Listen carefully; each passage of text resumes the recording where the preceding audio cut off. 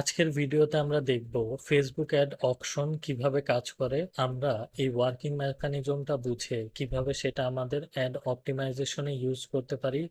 Facebook অ্যাডের ক্ষেত্রে আমরা সবচেয়ে কমন যে ভুলটা করি, আমরা জানি না যে কি আগে অপটিমাইজ করতে হবে, কোন কোন ফ্যাক্টর আমাদের অ্যাড পারফরমেন্সটাকে ট্রিগার করে। তো আজকের ভিডিওতে আমরা এই পারফর্মিং ফ্যাক্টরগুলোকে একটু ডিটেলে আলোচনা করব। প্রথমেই আসা যাক Facebook ad auction. Facebook ad auction একটা এআই এবং মেশিন লার্নিং অ্যালগোরিদমের মাধ্যমে কাজ করে। এই এআই এবং মেশিন লার্নিং অ্যালগোরিদমটা আসলে ডিসিশন নেয় ডেটা পয়েন্টসের উপর ভিত্তি করে। এই কমপ্লেক্স ডেটা পয়েন্টগুলোকে আমরা তিনটা ক্লাস্টার বা তিনটা গ্রুপে ভাগ করতে পারি। এই তিনটা গ্রুপ কি কি? প্রথম যে গ্রুপটা সেটা হলো অ্যাডভার্টাইজার, সেকেন্ড গ্রুপটা হলো ইউজার ডাটা বা প্রোফাইলস, আর থার্ড গ্রুপটা হলো ফেসবুকের অ্যালগোরিদম বা ফেসবুকের যেই মেশিন লার্নিং মেকানিজম আছে সেটা। তো এই ডেটা পয়েন্টের মধ্যে যেই ডেটা পয়েন্টটা অ্যাজ এন অ্যাডভার্টাইজার আমাদের কন্ট্রোলের মধ্যে থাকে সেটা হলো গিয়ে অ্যাডভার্টাইজারের পোর্শনটুকু, এবং এটা খুবই ইম্পর্টেন্ট একটা successful Facebook ad campaign run করার জন্য। তো অ্যাডভার্টাইজারের কাছে যে ডেটা পয়েন্টগুলো থাকে তার মধ্যে প্রথমেই হলো অ্যাড টার্গেটিং। আমরা জানি যে অ্যাডের মধ্যে আমরা বিভিন্ন ধরনের টার্গেটিং এলিমেন্ট ইউজ করতে পারি।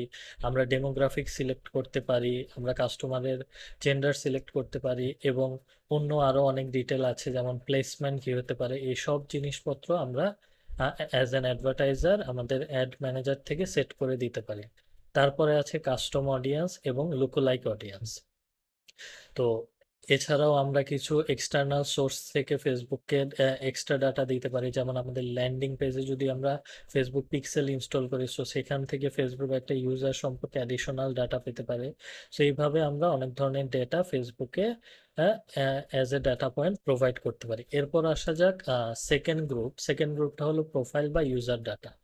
এই সেকশনে যে ডাটাগুলো থাকে এই ডাটাগুলো একজন ইউজার ফেসবুককে দিয়ে থাকে। যেমন আমরা আমাদের প্রোফাইলে বিভিন্ন ধরনের পার্সোনাল ইনফরমেশন প্রোভাইড করি, তারপর আমাদের ফেসবুকে ওভারঅল ব্রাউজিং হিস্ট্রি, তারপর আমরা কোন কোন পোস্টে এঙ্গেজ করতেছি, কোন অ্যাডটাতে আমরা এঙ্গেজ হচ্ছি, আমাদের ইন্টারেস্ট, বিহেভিয়ার, শপিং বিহেভিয়ার, এসব কিছু অ্যানালাইসিস করে।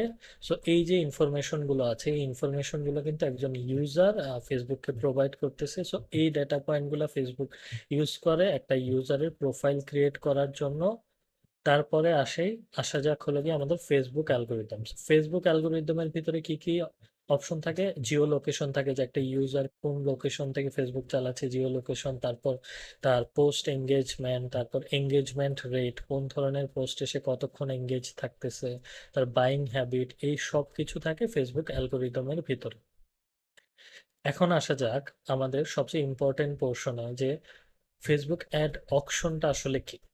আমরা যদি নর্মালি অকশনের কথা চিন্তা করি, সাধারণত অকশনটা কিভাবে কাজ করে? একটা নর্মাল ইন জেনারেল অকশন কাজ করে বিডের মাধ্যমে। যেই মানুষটা সবচেয়ে বেশি বিড করে সেই হলো গিয়ে অকশন জিতে যায় এবং ওই প্রোডাক্টটা ওই মানুষটা কিনে নিতে পারে। অকশনের মেকানিজমটা হলো যে হায়ার বিড যে করবে সেই জিতবে। কিন্তু ফেসবুকের ক্ষেত্রে সিনারিওটা একটু ডিফারেন্ট, কারণ ফেসবুক একটা সোশ্যাল মিডিয়া প্ল্যাটফর্ম। এখন একটা সোশ্যাল মিডিয়া প্ল্যাটফর্ম যদি শুধু বিডের উপর ডিপেন্ড করে ইউজারকে অ্যাড দেখানো শুরু করে, সেক্ষেত্রে কি হবে যে যার বাজেট বেশি এবং যে সবচেয়ে বেশি বিট করতে পারতেছে, ফেসবুক অটোমেটিক্যালি তার অ্যাডটা ইউজারদেরকে বেশি দেখাবে। আর তখন কি হবে যে বেশি বাজেটের মাধ্যমে অনেক অ্যাডভার্টাইজার ইরিলেভেন্ট অ্যাড কাস্টমারকে দেখানো শুরু করবে। আর এটা ফেসবুকের ওভারঅল বিজনেসের জন্য হার্মফুল, কারণ একটা ইউজার সোশ্যাল মিডিয়া প্ল্যাটফর্ম এই কারণে ইউজ করে কারণ সে সেখানে তার ইন্টারেস্ট রিলেটেড রিলেভেন্ট ইনফরমেশন পায়। একটা ইউজারকে যখন আমি কন্টিনিউয়াসলি ইরিলেভেন্ট ইনফরমেশন প্রোভাইড করব বা ইরিলেভেন্ট অ্যাড দেখাবো, তখন ওই ইউজারটা ওই পার্টিকুলার সোশ্যাল মিডিয়াটা চালাতে ইন্টারেস্টেড থাকবে না।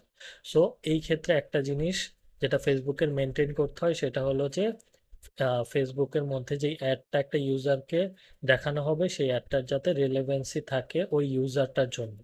তো এই রিলেভেন্সির জন্যই ফেসবুক একটা এআই বা মেশিন লার্নিং অ্যালগোরিদম ইউজ করে এটা ডিসাইড করার জন্য যে কোন অ্যাডভার্টাইজারের অ্যাডটা একটা ইউজারকে দেখাবে।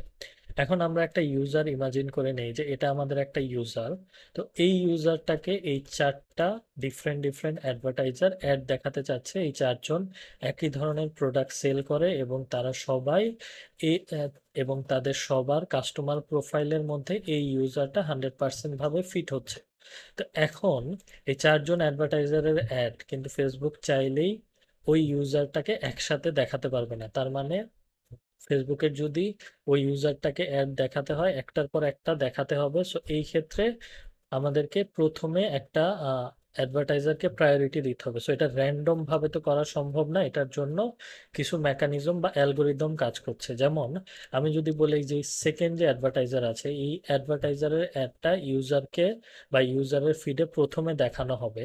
তার মানে হলো যে ফেসবুকের যে অ্যাড অপশনটা আছে এই অপশনটা এই অ্যাডভার্টাইজারটা জিতেছে। সিমিলার ওয়েতে এই অ্যাডভার্টাইজারটা হলো সেকেন্ড, এটা থার্ড, ফোর্থ, এইভাবে হলো গিয়ে র্যাঙ্কিং ডিসাইড করা হয় অপশনের উপর বেস করে।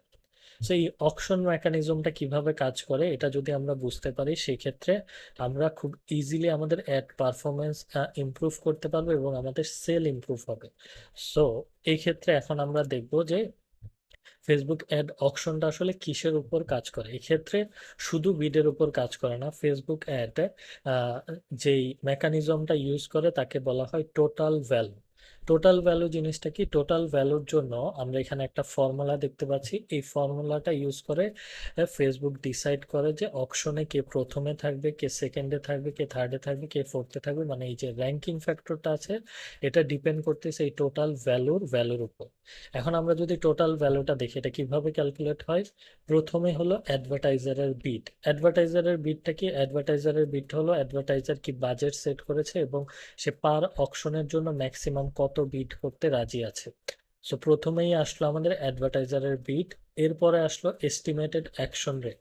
অ্যাডভার্টাইজারের বিডকে আমরা হলো গিয়ে estimated action rate. Action rate কি? এখানে অ্যাডের মধ্যে এঙ্গেজমেন্ট হতে পারে, অ্যাডে কমেন্ট করা হতে পারে, সেটা লাইক হতে পারে, শেয়ার করা হতে পারে, যে কোনো ধরনের এঙ্গেজমেন্টই এখানে হলো গিয়ে অ্যাকশন রেট হিসাবে কাউন্ট হবে বা একটা অ্যাকশন হিসাবে কাউন্ট হবে। তার মানে একটা অ্যাডভার্টাইজার যখন অ্যাড রান করতেছে তার অ্যাডটার অ্যাকশন রেট কত এটাও এখানে কনসিডারেশনে আনা হবে। প্লাস হলো ইউজার ভ্যালু। এখানে সবচেয়ে বেশি ইম্পর্টেন্ট যেই জিনিসটা সেটা হলো অ্যাকশন রেট আর ইউজার ভ্যালু। এখন এই জিনিসটাকে যদি আমরা একটু ব্রেকডাউন করে দেখি যে ইউজার ভ্যালুটা কি। ইউজার ভ্যালুটা হলো positive ad engagement, negative ad engagement আর ল্যান্ডিং পেজ এক্সপিরিয়েন্স।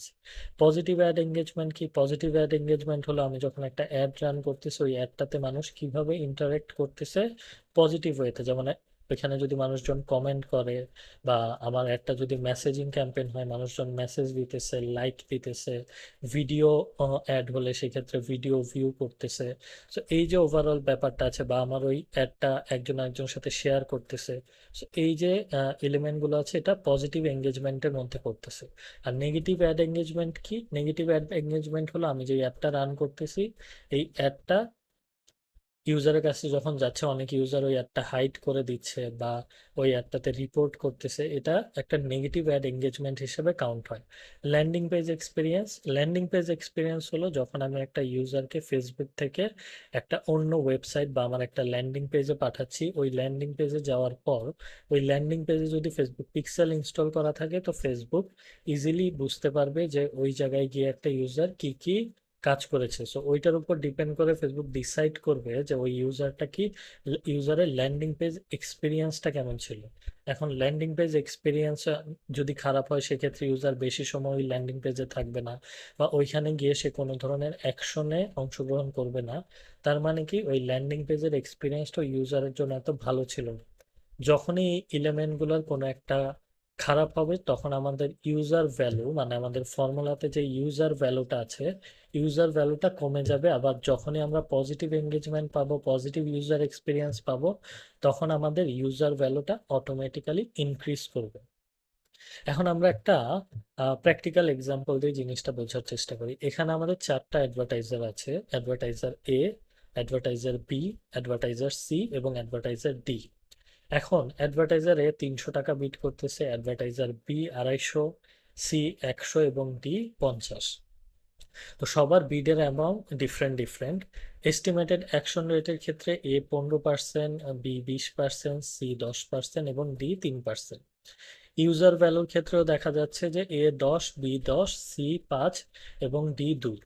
তো এই ক্ষেত্রে আমরা কি বুঝতে পারতেছি এই টেবিলটা থেকে? এই টেবিলটা থেকে আমরা দেখতে পাচ্ছি যে আমাদের যে বি অ্যাডভার্টাইজার আছে, বি অ্যাডভার্টাইজার কিন্তু এখানে বিটটা জিতে গেল এবং এই বি অ্যাডভার্টাইজারের অ্যাডটাই ইউজারকে প্রথমে দেখানো হবে। কেন প্রথমে দেখানো হবে? কারণ হলো আমরা যদি এখানে দেখি যে এই অ্যাডভার্টাইজার যদিও আমাদের এই অ্যাডভার্টাইজারের থেকে কম বিট করতেছে, কিন্তু তার অ্যাকশন রেট এই অ্যাডভার্টাইজারের থেকে বেশি এবং তাদের দুইজনেরই ইউজার ভ্যালুটা সেম। দুইজনের ইউজার ভ্যালু সেম মানে কি, যে দুইজনের যে অ্যাড ক্রাফটিং আছে বা তারা যে অ্যাডটা শো করতেছে মানুষকে, সেটা হতে পারে আমাদের অ্যাডের ক্যাপশন এবং ইমেজ, এই সব কিছু ইউজারের কাছে হাইলি রেলেভেন্ট। মানে আমরা যখনই একটা অ্যাড ক্যাম্পেইন তৈরি করব বা একটা অ্যাড তৈরি করব, তখন আমাদের একটা জিনিস মাথায় রাখতে হবে যে আমাদের অ্যাডটা আমরা যে ইউজারটাকে টার্গেট করতেছি ওই ইউজারের জন্য কতটুকু রিলেভেন্ট। আমরা যখন কোনো ইরিলেভেন্ট অ্যাড ক্যাম্পেইন রান করব একটা ইউজারকে টার্গেট করে, তখন কিন্তু আমাদের ইউজার ভ্যালুটা কমে যাবে। যেমন একটা এক্সাম্পল দিয়ে বলা যায়, অনেক সময় মানুষজন কি করে, খুবই ইরিয়েলিস্টিক ক্যাপশন ইউজ করে যে 100% ছাড়, 90% ছাড়, 99% ছাড়, বা এমন হতে পারে যে তার যে প্রোডাক্টটা সে সেল করতেছে, ওই প্রোডাক্ট বা যে প্রোডাক্টের ছবি সে দিয়েছে, ওই প্রোডাক্টের হয়তো মার্কেট ভ্যালু 500 টাকা, কিন্তু সে বলতেছে সে 100 টাকায় প্রোডাক্টটা দিবে। আর এই ধরনের ক্যাপশন দেওয়ার অন্যতম প্রধান কারণ হলো যে সে চাচ্ছে যে মানুষজন বেশি বেশি তার পোস্টে এঙ্গেজ হোক বা বেশি বেশি মানুষ মেসেজ দেয়। কিন্তু এই ক্ষেত্রে কি হবে, ইউজাররা যখন তাদের এক্সপেক্টেড ভ্যালুটা পাবে না ওই অ্যাড থেকে, তখন কিন্তু অনেক ইউজার একটাতে রিপোর্ট করবে, একটা হাইড করে দিবে, বা ওভারঅল ইউজাররা ওই একটাতে এঙ্গেজ করা বন্ধ করে দেবে একটা সময় পর। তখন কি হবে যে তার যে ওভারঅল ক্যাম্পেইন এঙ্গেজমেন্ট আছে, অ্যাকশন রেটটা যদিও তার অনেক হাই থাকবে ইনিশিয়ালি, কিন্তু ওভার দ্য টাইম তার অ্যাকশন রেট এবং ইউজার ভ্যালু কমে যাবে। সো এখান থেকে যে কোনো একটা কম্পোনেন্ট যদি আমাদের কমে যায়, তখনই আমাদের অ্যাড অকশনে আমাদের পারফরমেন্স নিচের দিকে চলে আসবে, মানে আমাদের টোটাল ভ্যালুটা কমে যাবে। তার মানে এখান থেকে আমরা একটা জিনিস খুব ক্লিয়ারলি বুঝতেছি যে আমরা যখন ফেসবুকে অ্যাড রান করব, আমাদের বাজেটটা যেমন ইম্পর্টেন্ট, সেই সাথে ইম্পর্টেন্ট হলো যে একটা সুন্দর প্রপার অপটিমাইজ অ্যাড তৈরি করা, যে আমাদের ক্যাপশনটা খুব সুন্দর করে গুছিয়ে লেখা থাকতে হবে, যে ইমেজটা ইউজ করবো ইমেজটা এঙ্গেজিং হতে হবে। আমি যদি ভিডিও অ্যাড ইউজ করি সেক্ষেত্রে আমার ভিডিওটা এঙ্গেজিং হতে হবে। মোট কথা হলো আমি যেই সার্ভিস বা প্রোডাক্টটা একটা কাস্টমারকে প্রোভাইড করতেছে, ওই প্রোডাক্টটা হাই কোয়ালিটির হতে হবে বা ওই কাস্টমারের জন্য ভ্যালু অ্যাডেড হতে হবে। আমার প্রোডাক্টটা বা সার্ভিসটা যদি ওই কাস্টমারের এখানে কোনো ভ্যালু অ্যাড না করে, তাহলে অটোমেটিক্যালি মানুষের ইন্টারাকশন কমে যাবে আমার অ্যাডের সাথে, প্লাস অ্যাডের এঙ্গেজমেন্ট কমে যাবে।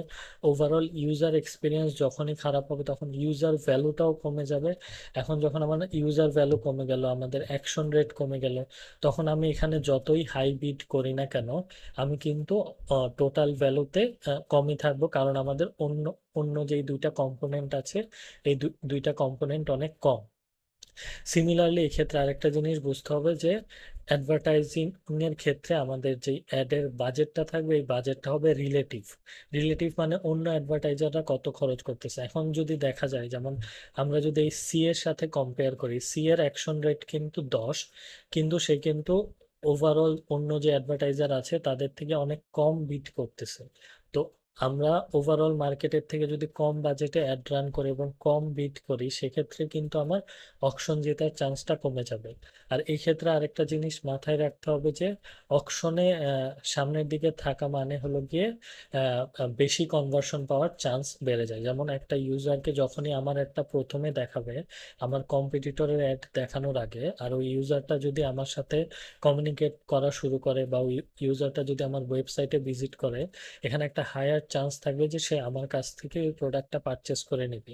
তার মানে কি হচ্ছে, আমি যখনই আহ, একটা অকশন জিতে যাচ্ছি, তখনই কিন্তু আমি একটা ইউজারকে পেয়ে যাচ্ছি অ্যাজ এ কাস্টমার হিসেবে। সো কাস্টমার ভ্যালু ইনক্রিজ করার ক্ষেত্র বা কাস্টমারের নাম্বার ইনক্রিজ করার ক্ষেত্রেও কিন্তু অপশনটা খুব ইম্পর্টেন্ট। সো এই ভিডিওটাকে যদি আমরা এখন সামারাইজ করি, তো এখানে আমরা কিছু কি ফ্যাক্টর দেখব। কি ফ্যাক্টরগুলো কি? প্রথমে হলো যে আমাদের অ্যাড যে বাজেটটা থাকবে, এই বাজেটটা হতে হবে রিলেটিভ, মানে আমার অন্য কম্পিটিটররা যত স্পেন্ড করতেছে তার কাছাকাছি অ্যামাউন্ট আমাকে স্পেন্ড করতে হবে। অ্যাকশন রেট ইমপ্রুভ করার জন্য এবং ইউজার ভ্যালু ইনক্রিজ করার জন্য আমাকে একটা জিনিস সবসময় এনশিওর করতে হবে, আমি যে প্রোডাক্ট বা সার্ভিসটা সেল করতেছি ওই প্রোডাক্ট বা সার্ভিসের রিপ্রেজেন্টেশন আমার অ্যাডে যাতে প্রপারলি হয়, এবং আমি কোনো মিসলিডিং অ্যাড রান করব না। মানে আমি একটা ক্যাপশন দিলাম বা একটা ইমেজ দিলাম যেটা আমার প্রোডাক্টের সাথে কোনো কিছু করার নেই, কিন্তু আমি চাচ্ছি যে মানুষজন বেশি এঙ্গেজ হোক, ওই ধরনের অ্যাড রান করব না, কারণ সেই ক্ষেত্রে নেগেটিভ এঙ্গেজমেন্টের একটা চান্স থাকে। সব সময় ট্রাই করব নিজের প্রোডাক্টের যে বৈশিষ্ট্যগুলো আছে ওই বৈশিষ্ট্যগুলোকে হাইলাইট করা, তারপর কিভাবে প্রোডাক্টটা পারচেস করতে হবে সেই সম্পর্কে ইউজারকে ইনফরমেশন দেওয়া। মোট কথা হলো যে আমি আমার প্রোডাক্টের অ্যাডটা যত এঙ্গেজিং করতে পারবো আমার কাস্টমার পাওয়ার চান্স তত বেশি বেড়ে যাবে। আর এইভাবে যখন আমরা একটা ফেসবুক অ্যাড ক্যাম্পেইনকে অপটিমাইজ করব তখন অটোমেটিক্যালি আমি বেশি সেল পাবো কম বাজেটের মধ্যে।